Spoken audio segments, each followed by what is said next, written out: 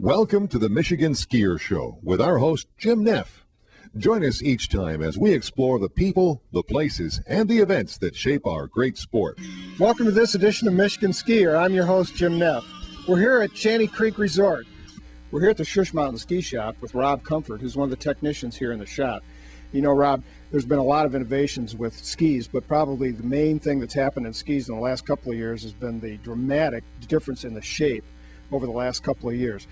Give us a little rundown about how this ski differs from, let's say, a ski even 3 or 4 years ago. 3 or 4 years ago, they used to start out, they had really wide skis. The parabolic skis were much wider at the tip and the tail. Now they're kind of starting to narrow them down a little bit. They're trying to make it more relaxing for the skiers, get more edge on the ground when they're cutting through the snow.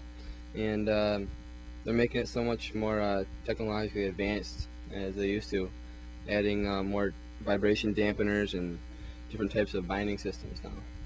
Well, let's take a look at the binding system, Rob, and hold this up, because the bindings now are actually put on some plates. These bindings actually are on 2 axles that are pivoted right into the side of the binding. There's only 2 screws that hold the whole binding in place, and it gives the ski a full flex with hardly any flat spots whatsoever. Also makes your life easier because mounting the bindings is a whole lot simpler than it used to be in the past. Just 2 screwdrivers and I'm done. About 10 minutes.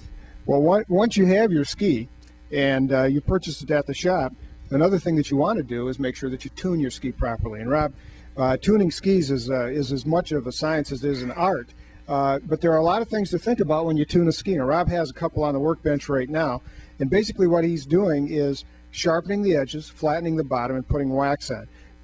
Give us a little kind of a rundown on how you go through this procedure, Rob. For a tune-up, first I'll take it back into the back room and I'll run it across a belt sander with water and pressure on the top, and I'll clean up the whole base.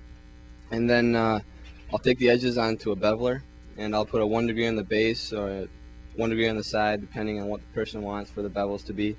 And I'll run it across a stone, a diamond stone, and what we'll do is we'll recut the whole base, repattern the base as if it were to be out of production, and then bring it out here, put a coat of wax on, scrape it, buff it, and send it out the door.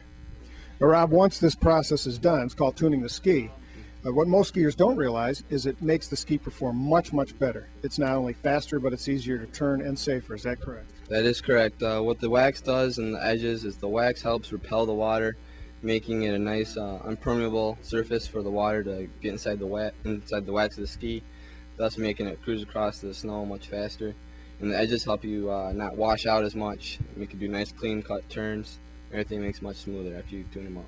Now, obviously, the time to tune your skis is at the beginning of the season, but Rob, about how many times should a skier ski on a set before he brings it in for a retuning?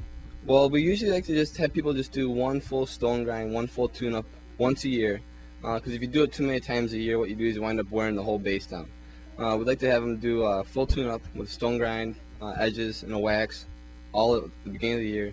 Then we'll have them come in and do their edges and get another wax job about halfway through the season, and then do another sharpen with just the edges and then the wax towards the end.